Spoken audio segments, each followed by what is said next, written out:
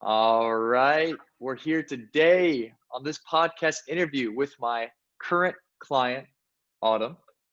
And she is a fantastic human being that's doing some big, big things for the world. She is the founder and editor in chief of TOI Magazine, which is a magazine. I'm sure she'll dive into a little more too, but it's a magazine that's designed to help people with mental health and really dive into some conditions in particular that she specializes in herself. So she's got quite the following with that magazine. So she's crushing it with that. She's putting on some big events and related to that as well. And she is here today to share a little more about that, but also share a little more about her experience with me in coaching and what has came from her experience with me in coaching. So Autumn, thank you so much for being here. And if you could, would you please share with the audience, whoever's watching, kind of you a little bit and your story? Okay, well, thanks for having me, Keyen. I'm super excited. So TOI magazine. Some people say TOI, some people say toy. It's TOI, but I realized over time, like with different people I've collaborated with, everyone either says TOI, toy, or TOI. So either one's fine. I don't mind. It's a mental health magazine, and we do so much more than that. We're running an event, like you said, on dissociative disorders, and specific dissociative identity disorder. And then we also just talk about anything and everything with trauma and life. And so it's an interesting experience because throughout this journey, Keyen came at the right time. Like I with creating the event in specific. I've been in business for about 3 years now, and we just started doing this event. And I've had a time hosting it. Like it just was not, it's not the easiest thing carrying an event, and it has over 500 attendees. And there are so many ups and downs. And right when I had my first down of the event is when I met with Keyen to start coaching with each other. And so I felt like it was like the perfect timing, and it really helped. I don't know if you wanted me to get into how it helped right Yeah, for sure. Autumn, and thank you so much for sharing that. Like you said, it's way more than just the magazine. You guys got some big things going on. So thank you for sharing that, and thank you for the correction of the TOI magazine, not now. the Either one, TOI. like I said, TOI. it happens all the time. All right. I can imagine. So all thank you the for the time. correction, though. So everybody listen, and I myself know now too, because I want to pronounce it right. So thank you for the correction. You're Um, welcome. so that's a great segue into we started working together, right? You flawlessly did that intro into the segue into this part, which is beautiful. So I'd like you to kind of share your experience, the raw, the good, the bad, the ugly, the Keyen, I'm not sure about this, to wow, this is amazing. I thought the whole piece. So you can start from the beginning of how it kind of started, like you said, and then we'll talk about your transition into the last, month into now of your feelings towards it. So go ahead. So when we first started, I was of course super excited. I was like, woohoo, we're just gonna break through some things. I also do coaching, but my coaching is more so focused on the limited beliefs as they come. And with Keyen, he gave me this analogy to help. It's like a slingshot. And so what he does, or what you do, is like you bring the person back, and then they just like shoo, like so you go like 5 million steps forward. I didn't know that at first, and so I was like, this is just gonna be a breeze. I will have someone to support me, and I think in our first coaching call, actually, it was pretty intense. Like we were meditating. I've gone through a substantial amount of trauma in my own life, and so we were focusing on just that part of me, that child aspect of me that was so like harmed for the most part and very guarded. And we meditated and visualized like me giving that part of me a hug, and it was so impactful. There was so much more that went into that session, but that was one of my biggest takeaways because I've never thought to do that. We always hear about like, oh, your inner child and wounded self, but when you actually like meditate and talk to that part of you and hug that part of you, it really does something. And after that, I became so much more open. Yeah, Um, Autumn, can I chime in here real quick too? Autumn is with that. It was so beautiful. I think a lot of people listening to this, it wasn't just through just like, all right, Autumn, we're gonna meditate and you're gonna go in and you're gonna give your childhood self a hug, right? There's right. layers that we had to break through and get to in the unconscious mind, right? We had to go deeper and deeper and deeper, and it wasn't even that we intentionally went to that space, right? It kind of just showed up. You started to tell me what was going on and what you were seeing because we were getting deeper and deeper into the unconscious, and then we just flowed with that, right? And I just kind of guided you into what you were already experiencing, right? Which is really wild. But that was through the facilitation of going deeper and deeper and deeper into the unconscious, and then tapping into that layer which you and yourself knew was there, but we had to go a little deeper into it. And I just helped you facilitate that process of doing that, and then also the healings and the feeling, right? So it wasn't just you like, okay, I see you. Oh, hey, how's it going? Hug. Right. It was in the, like, there was tears, right? There was expression of a lot of emotion, right? So we went deep into the feeling associated with it, right? And so that's where I really want to make sure everybody knowing this, like, it's not just as simple as just tapping in, doing a meditation and being there, right? It's getting deep, deep, deep, deep layers into the unconscious mind, having it reveal itself, and me being the one to facilitate you, the thing that was already showing up, and then you feeling everything associated with that, right? And Yeah. that's where the healing's at, right? Is in the feeling part of the emotion, the expression, right? So we went in on that. So That go was ahead the and first call. So I was like, this is not what I expected. Like, I thought it would be more of like a check-in, oh, what's bothering you today kind of thing. And it was just instantly very healing. Like, it just started, and like you said, a lot went into that call, a lot. And I definitely cried a bunch, and even after. But it really, like, spiritually opened me, which then always has a domino effect of like your mental state and everything out here. And so from that point, I just have always felt so much more open and centered. And yeah, that was the first call. As time went on, with like towards like the middle, maybe like a every single call is extremely impactful. Like, they're not the same. There hasn't been a call that has been the same as something else. We've worked through so much. Like, I've been through trauma, and trauma that involves like childhood abuse, physical abuse, and emotionally.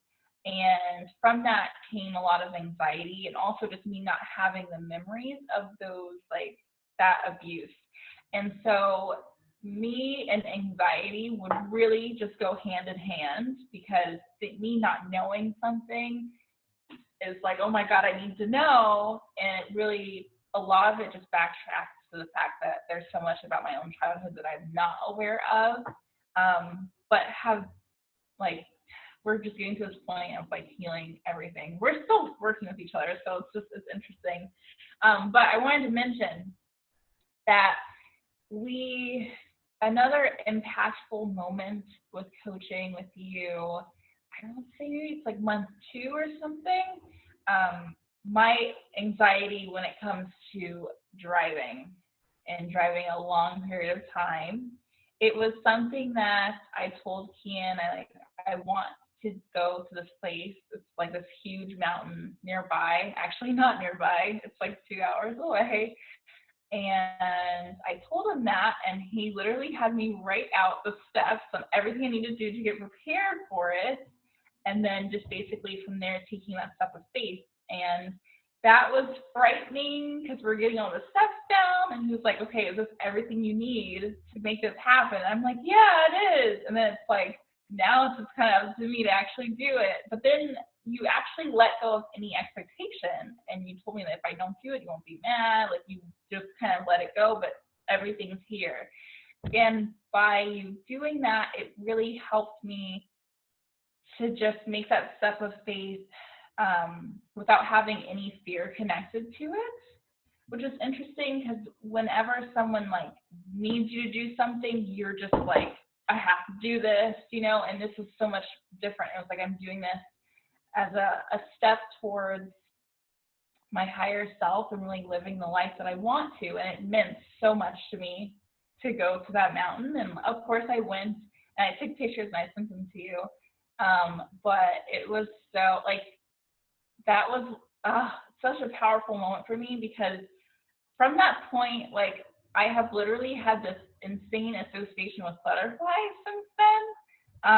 And so it's like that metamorphosis process really came in my mind, and the transformation, like when a butterfly is going like in the cocoon, it thinks it's dying, which is very interesting, but it's actually going to emerge into something beautiful. And our whole coaching, like, experience with each other has been that, and that always helps me to remember that, okay, even if this is painful and we're backtracking to like childhood stuff that I don't want to do all the time, it's gonna be awesome. So that's my that's my spiel. Yo, Autumn, that was fantastic, and I want to take a piece off that, because I think a lot of people that may be listening to this, and I get this all the time before I start working with somebody, is, okay, all right, I know I think I want to do this, but am I ready to actually dive deeper into some of these memories that maybe I don't remember, or that I do kind of remember, but are too painful to fully experience? And that's a big fear that a lot of people have before they get into this. And it's very common to hear beforehand. And honestly, that's probably the biggest piece, biggest rejection or objection, that I would say with people is, I don't know if I'm ready to go deep into that place. Right. And because they haven't gone there before, and because they haven't experienced it, because there's such painful associations with it, that it's like, I don't know if I'm ready. I don't know what will happen. I don't know what will come from it.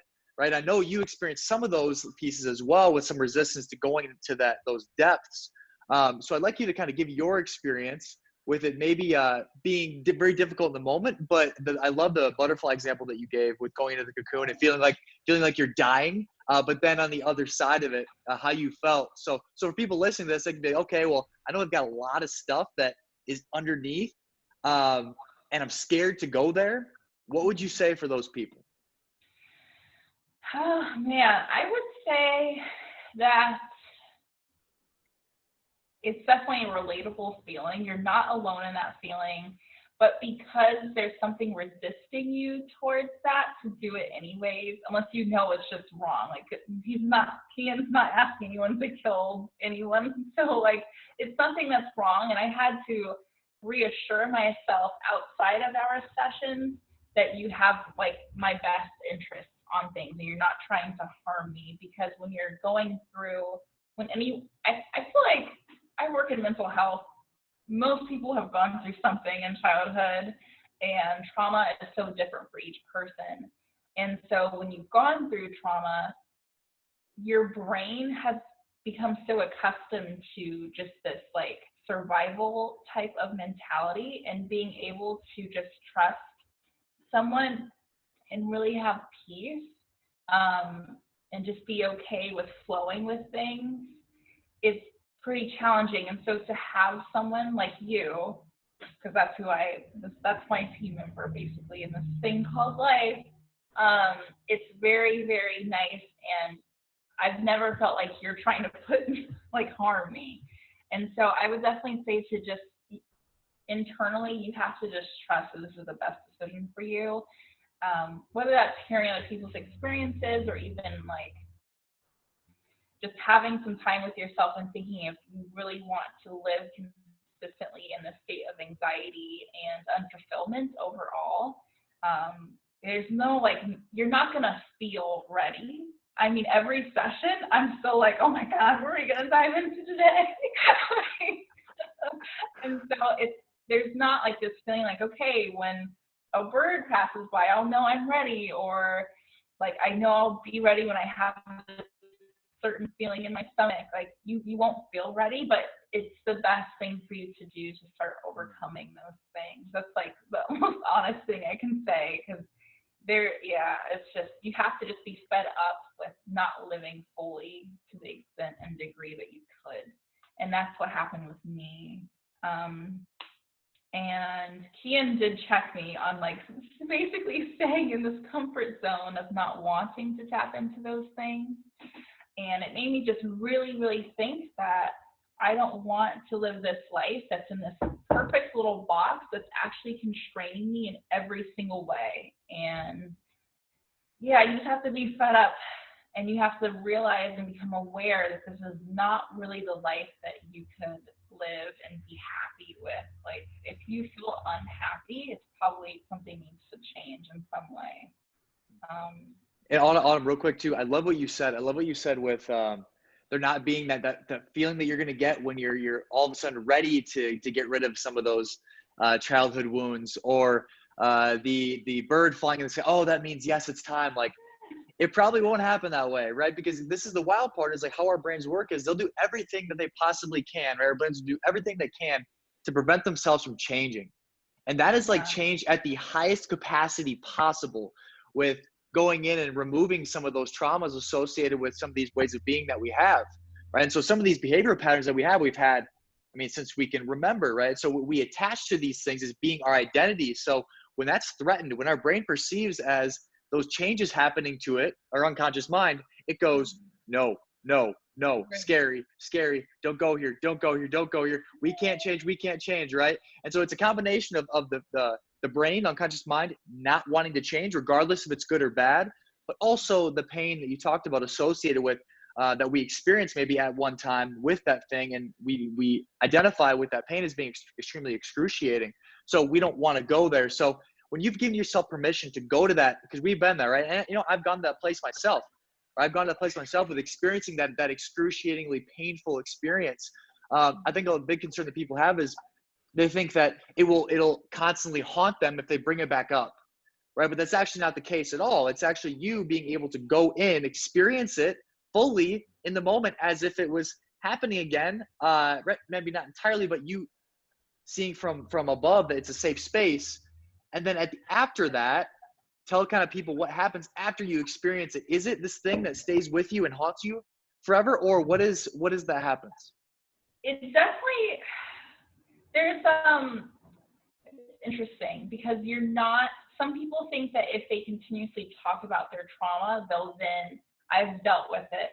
But in reality, you're just desensitizing yourself from it, which is it's like exact opposite of what you want to do, because you're not processing anything.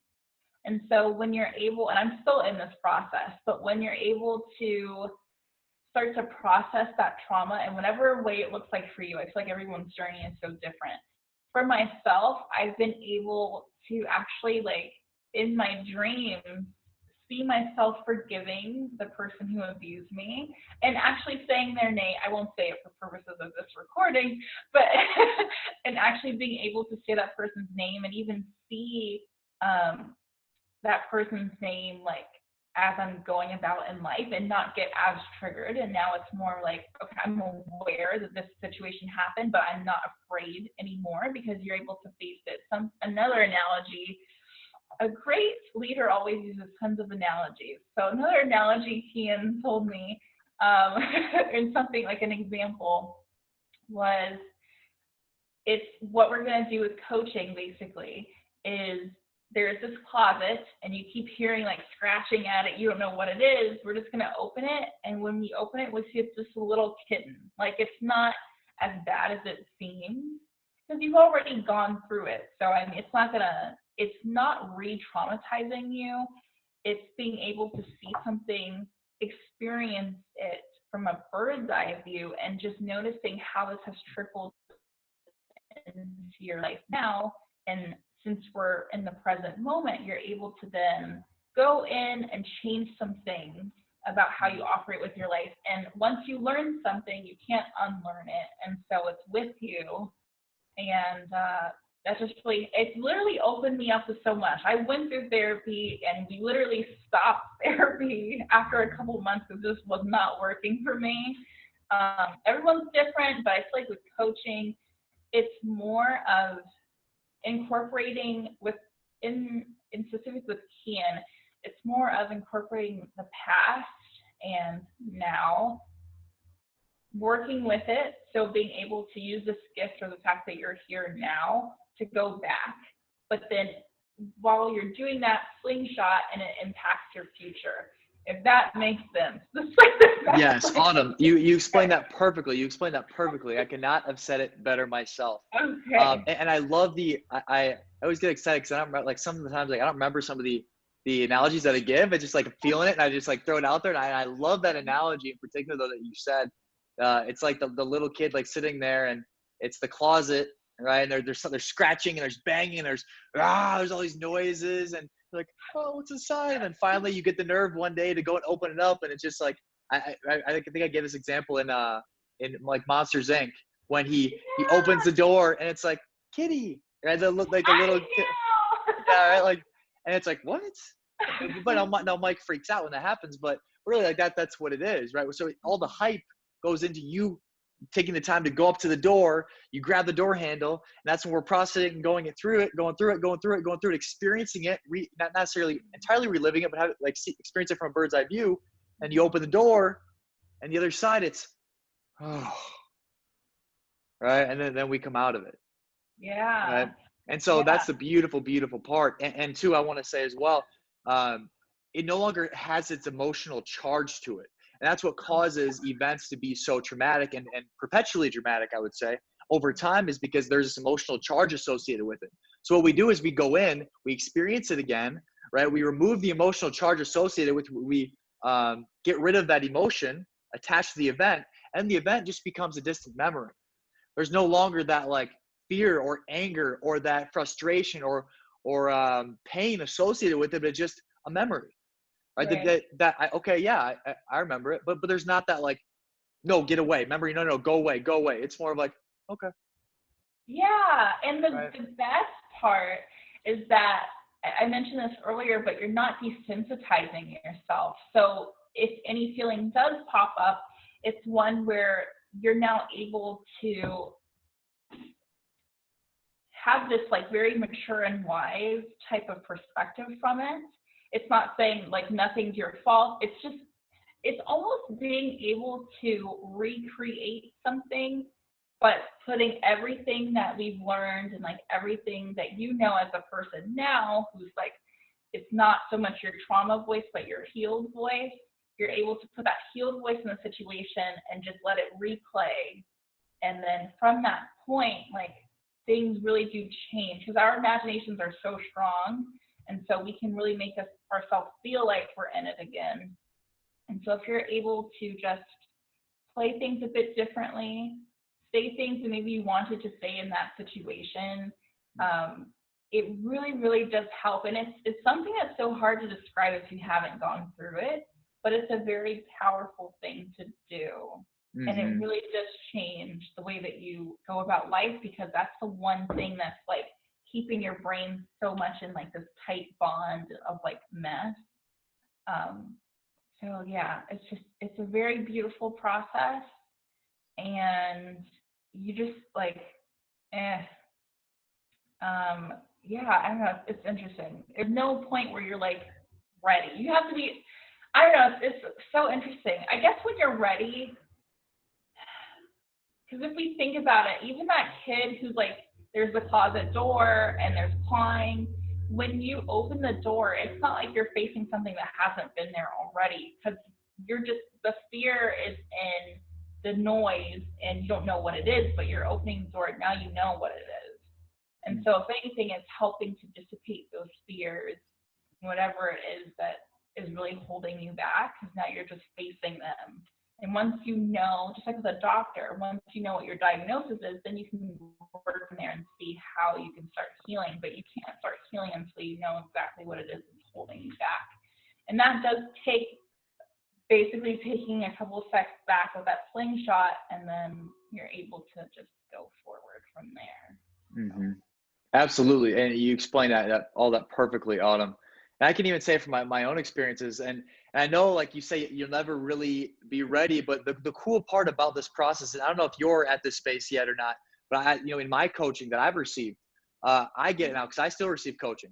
But for me, when I go into a call now in a session, I have no idea what I'm going to get. And I'm like, here we go. I'm excited because I almost like look forward to processing stuff that I need to process, because I know I've done it enough now where it's like, okay, I know I feel 100 times better afterward, and not just from like I'm on a high right now, but actually a long-term feel better effect, right? And so now it's like, I might be crying. I'm like, oh my gosh, like, oh, this happened. Oh, yeah, there's my brain saying, oh yeah.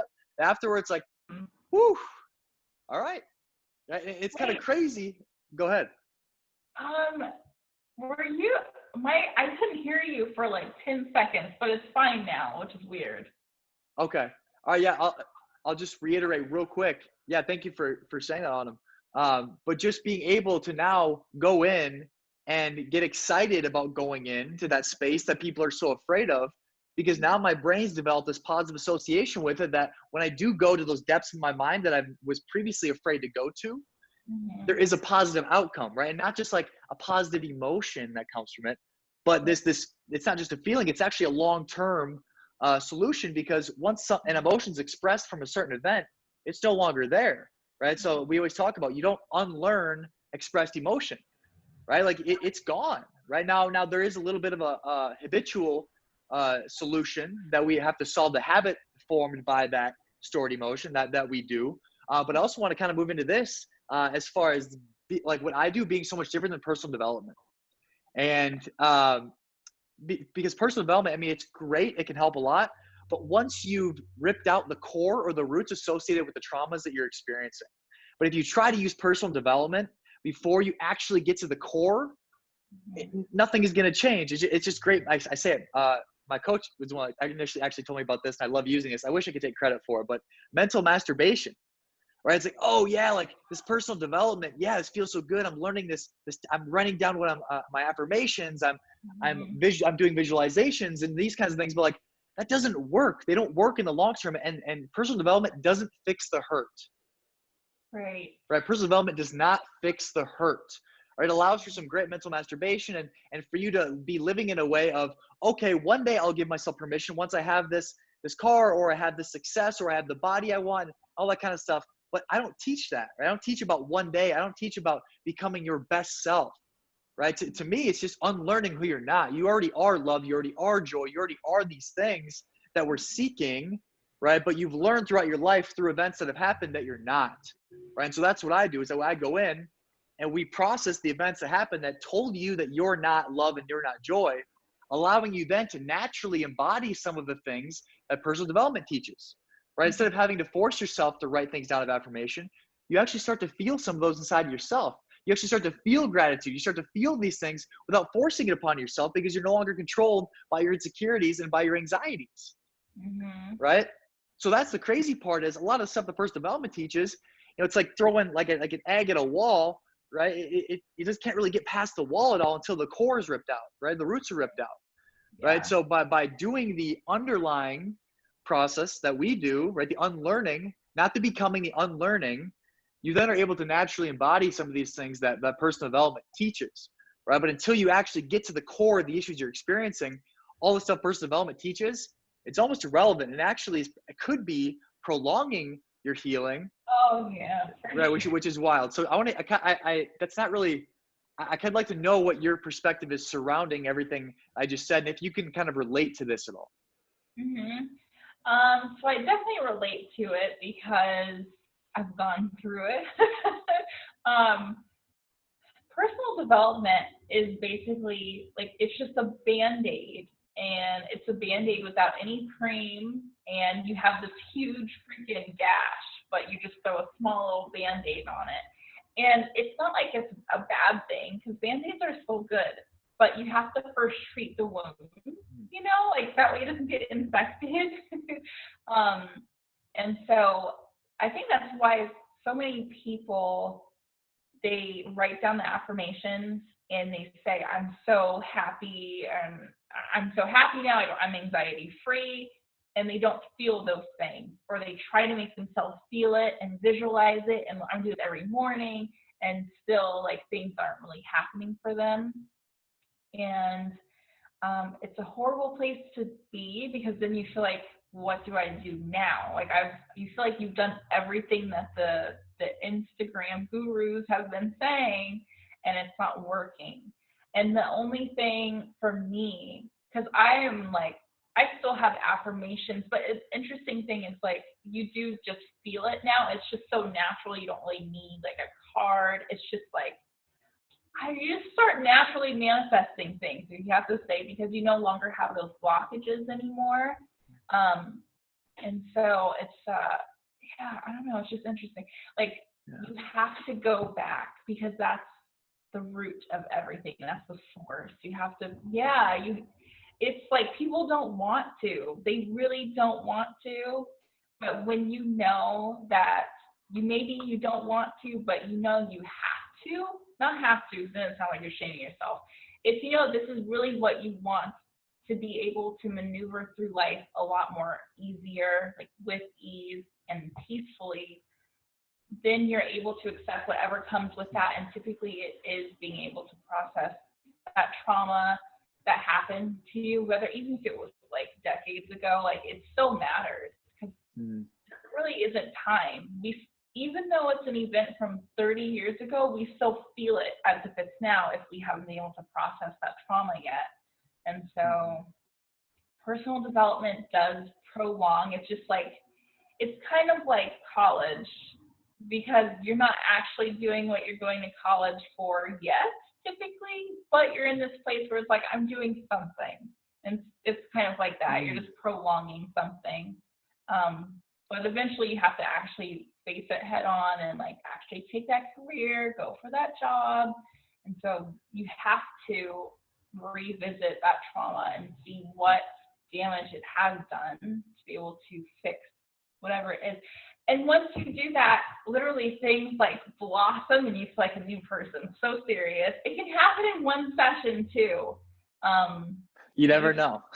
yeah, you just have to be willing to do the work though. Yeah, absolutely. And two, I love like you touch on manifestation a little bit, right? And I want to say too that personal development, the the law of manifestation, that you don't have to heal childhood wounds to attract money or fame or success. So I want to say that like people say, oh, okay, well I was able to attract what I wanted. Like okay, but you also weren't able to get rid of the hurt associated with why you want to attract those things in the first place. So Yeah. what this is all about is it's about being able to realign with your heart. I say it all the time. Like there's all this stored emotion that's getting in the way of you being able to connect with your heart. And so when we rip out all that stored emotion, we're able to actually get to the desires of the heart and what the heart wants. So then when you're able to actually do that, you start attracting effortlessly what the heart desires. Now, I'm not going to say it's just relationships and you go live in the forest and be a monk. Like, no, like that's money, that's success, that's a lot of these things that we want to attain on earth. But you're not coming from a place of lack when you're doing it. You're not attracting from a place of, I need this to be okay about myself. You're attracting from a place of it being a desire of the heart and being in alignment with you at your core, right? So it's not necessarily the action of manifesting or the action of wanting a house or money that's the problem. It's the place you're coming from when you're attracting that, right? And so if you attract a car and money and a spouse, all that kind of stuff, when you're in this place still of a lot of hurt, you're never going to be able to find fulfillment in those things, Yeah. right? You And always go back to the baseline. yes, Always. always. You might get a little high, but ultimately you're gonna always go back. But when you're attracting from the heart and you regain that connection with your heart, then what you bring into your life, that's where fulfillment comes in. That's where true fulfillment comes in. Right. And so you said it's more of an effortless attraction because you're now in alignment with yourself and you no longer have to try. You're no longer trying and trying, you're just being. Right. And so and that's kind of a great segue into kind of what I say every week for homework. Right. Every week your homework is I say it, Autumn, just go out and be. All right, just go be. Right. And then I want you to come back and tell me what prevented you from being able to be. Right. And so that's always our segue into our emotions is finding the things, the triggers, right, that cause us not to be. Oh, this person did this to me. Right. And you come to me like this person did this or I felt this about this. And I say, okay, keep going, keep going, keep going. Boom, there it is. Right. And then Yeah. that'll be our portal right into the emotion. Right. So we'll find it, we'll go in.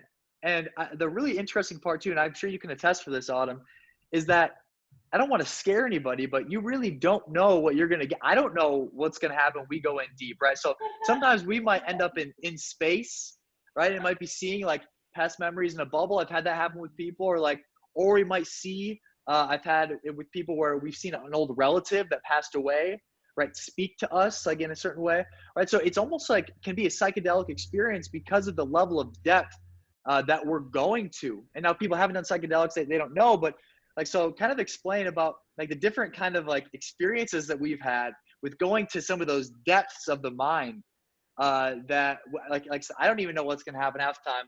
I just flow with whatever is building and developing inside of you. So talk about that a little bit. Everyone has such a different experience for sure. For myself, I think I'm a huge feeler. And so I really like, we once did, we used to like some role play with like what my mom would say and what I would say. And so I closed my eyes and Keyen was saying some things that typically my mother would say. And I was literally like just not in a ball, but kind of mentally going into a ball because that's what I would do with her. And so with that experience, just it really allowed me to see what I do mentally when I'm speaking with her on certain things. And it allowed me to become so much more aware of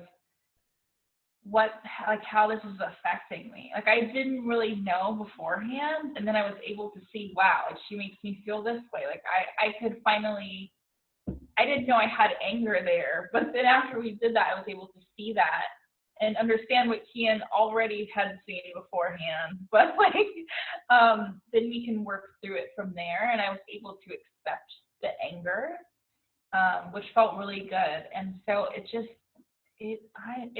so different for each person, but for me, it definitely allows me to be aware of how I feel. Because typically, I'm someone who's like, especially with business, you're just like, let's do this, this, this, this, and this. Like, you're not really thinking about feelings all the time. And so for me to be able to know how I feel and accept those feelings and really just like sit with them is a huge thing, because I'm just trying to get to the next thing. I'm a very forward thinking type of person typically. Unless it's like a relationship, and then I'm like very, but it's different. So yeah, I feel like it really helps you. I don't know, it just knows what to do. That's why it's so different for every person. Like everyone needs something different for them. It's like custom to you naturally. For sure. And I like that you said that too. So it's not like, if you start working with me, it's all right, this is week 1. Welcome, Autumn. We're going to go over this today. Right. Yeah. Right. It's not, it's always very, very, very, very custom to the present moment. And, the way I describe it is I think I'm really good at tapping into the present moment very well. And through that presence that we tap into, we get to exactly where we need to be at that time. And so there's things that come up. We'll go in, we say a portal. It's at the beginning where you tell me some things that were maybe bothering you. And then there's a portal, and we'll start in one place and then end up somewhere completely different. Or you're like, well, how did we get here? How it happens. It happens, right? So we get there somehow, right? We always do. And it ends up being a fantastic result. And I think you kind of mentioned this at the beginning, but we've been going for 3 months, but it's I mean, how long has it felt like? Like as far as like the time, yeah, right? The time from like how you were at the beginning to like how you're feeling now. And that's what I want to segue into a little bit, Autumn, is all the things that you've kind of not all the things, but things that come to your mind. And we'll kind of just flow with that about some of the changes that you've seen. I know you mentioned like quite a few already in the context of our call. But I think of like, just the swimming, for example. When one of the first, the second time I think we saw each other in person, where you just did not want to go in the water at all. And then now you're doing swimming lessons and you're like rocking it. So like things like that, but then like kind of some other stuff that you've talked that come to mind. Feel free to share. So, man, there's so many things. It's so interesting. I've been able to not really be affected as much as before with other people's opinions. With my company, we're very public, and so with that comes a lot of people who aren't very kind. There are kind people, but there are not so kind people, and we had like a whole like hate site talking. It was the whole thing, and I was able to get through that. And the analogy for that session was to be the lighthouse in the storm. And that really helped me to just stay strong. And since I was able to still stand during that season of my life, so much came from that. Like I really became so much more resilient and strong, and very faithful of a person, just knowing that even through like very hard times, I can get through these things. Something else that comes to mind, because something so simple as a social situation, but like within, it was a whole thing of that question, but basically unfolding with the past trauma I had gone through, I felt like I had to be able to, I mean, I should say the story. So, the people I was being watched with happened to be my grandparents and great grandparents. And so I was at the table. I was actually always being physically abused by my cousin, who was also being watched by my great grandparents. And so we would sit all at the table with each other. My mom was always at work, so she wasn't around. And my great grandmother, great step grandmother, not my blood related grandmother, she noticed that I would always like hide my face and just kind of stay in my own bubble. Like with my hair, I would just kind of hide my face and just not talk at the table. And she said, like, to my mom, she keeps hiding her face with her hair and she doesn't really talk much. Basically, she's super quiet. And that was like a bad thing.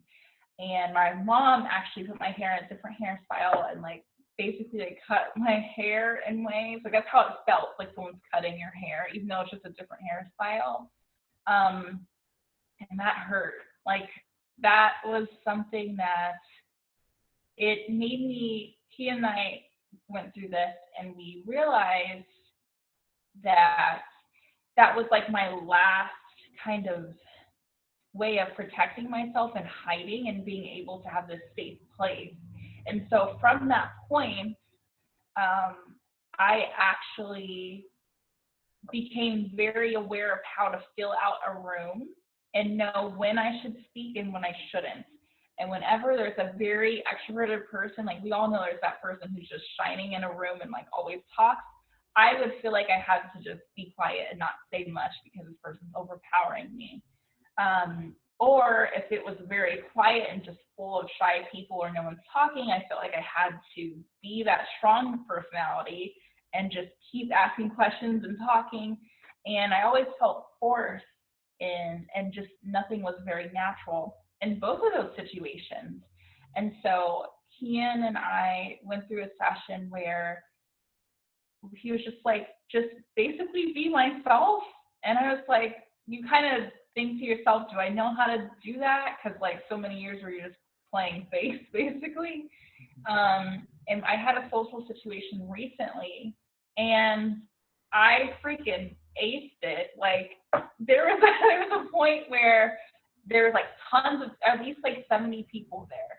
We were in this like little group of maybe like 10 people. There was a quiet moment. I talked and asked questions. I do love people and like asking questions. But if I didn't feel the need to ask a question, I didn't force myself to. And there were awkward moments and I didn't force myself to ask a question to like fill in that moment. I just let it be. And I felt so freaking powerful. And even my boyfriend was like, you're so different. Like, I was like, yeah, like, Keyen's helping me. So it was like, it was so awesome. And from that, like, just because we got down to the root of it and it like naturally just starts to affect your life because you don't unlearn those things. I want to do so much other things. So I'm actually like going to a survival school soon because it's like me. Like I'm learning to just be myself again and unlearning the things that just that armor that shouldn't really be there. It's not fit for you anymore. And so, yeah. That's one of them. I had a story for it to make sense. Yeah, so it was great. And thank you for sharing that story because I think it was really relevant to what you were explaining. Absolutely. And that story was fantastic because I feel like, one, a lot of people, they put that, like you said at the end, the armor, and it's okay just to take it off. We don't need it. It's not really serving us anymore. But the part that really stuck out to me, and it's escaping me real quick, it was a great point. Oh yeah, when you said to just be, right? When you say, oh, I learned to, you basically talked about like to just be. And now at face value, if I just tell somebody just to be, I'd be like, what the fuck do you mean? Like that, that's just like my being tells me to not talk. My being is telling me to go eat a donut. My being, like, right? And so Yeah. I think the most powerful part is you being you is being. Right. So the difference between you in that social scenario compared to other social scenarios was you being in your head compared to not being in your head. Hmm. Right. Before it was, I'm in my head. Okay. Should I do this? Okay. Should I not do this? Okay. Should I? I don't know. Oh, I shouldn't. Right. So it was that game. Hmm. Whereas this scenario, it was presence. Right. Yeah. When we talk about you being you and tapping in, and the unlearning and the depth that we went to in that session to allow yourself to be in that state of presence through the processing of those events. It really isn't a matter of you consciously being yourself. It's a matter of you unlearning the stuff that caused the anxiety in the social scenario, allowing you to be able to be present, right? So it's not a matter of you trying to be any way. It's you either being in your head or not being in your head, right? And that's the difference between you being you and you not being you. Is you in your head is not being you, and you not being in your head is being you. Yeah. Those thought loops that we can get ourselves into are not great. So it's like, so it was just so powerful. Like I'm so elated from that experience. But like, I actually get excited now for different social situations. I'm like, oh my gosh, I can be myself again. Like it's just nice. Especially being able to embrace the fact that I'm introverted, but I talk when I feel, and there's nothing wrong with that.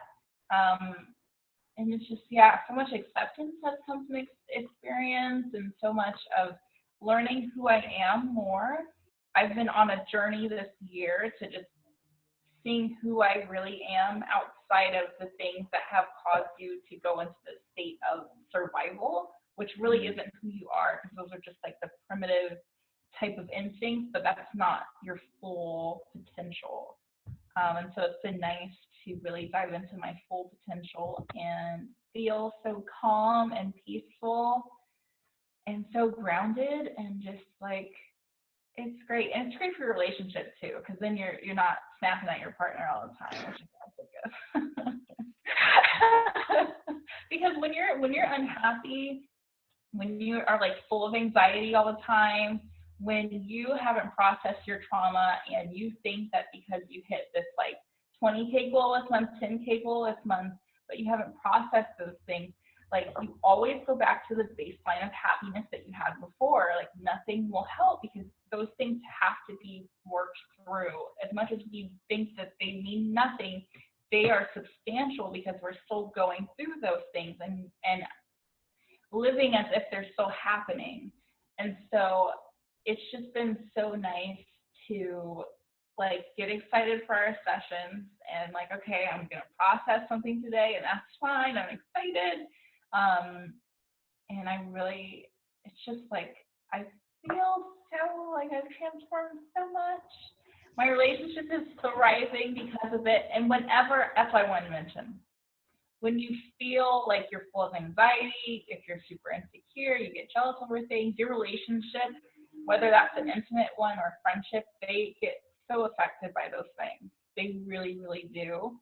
Um, I think that when you become more aware of like how you're treating other people, then you may see, oh my gosh, whenever I have like anxiety, I'm very mean to this person. That's something that we also realized too. Whenever I would get anxious out in public, not even a social situation, but just out in public, I would immediately start to nitpick at any and everything, and wouldn't be able to just be present and grateful in that moment. And so we've literally worked through so much. Keyen like knows the most about me besides my partner.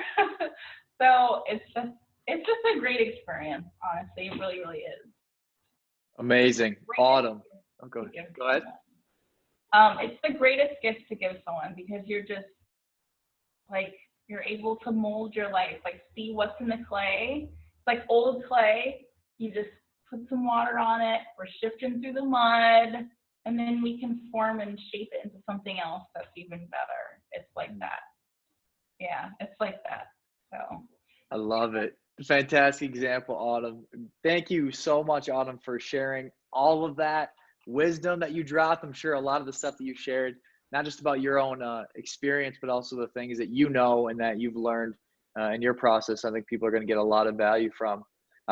So in this final part, I just want to, you don't have to have anything, but if there is something that you feel pulled or inspired to say about anybody potentially watching this that is thinking about jumping into some of this this style of heart set coaching with me, what would you say to them?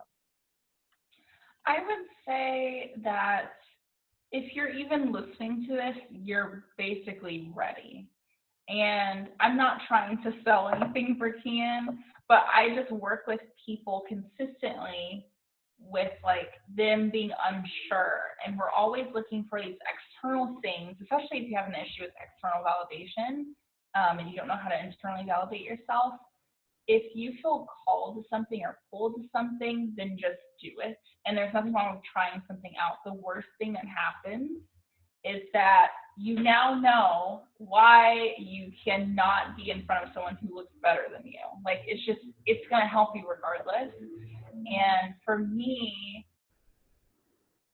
it was something that popped up so spontaneously in my life, and being able to just accept things and going with the flow on things. And sometimes those very spontaneous or coincidental moments are really just like your stars aligning and this is for you. So that's what I would say, just to basically like go for it, because it could be meant for you. Like physically it is. My whole life is based on time, literally. So that's pretty much it. Autumn, beautiful. Thank you so much for sharing everything that you shared today and having you come on here and taking some time out of your day to do this. Yeah, So it's been a pleasure. I've loved working with you in this process for you, and I'm looking forward to continuing. me too. I'm excited. All right. Thank you, Autumn.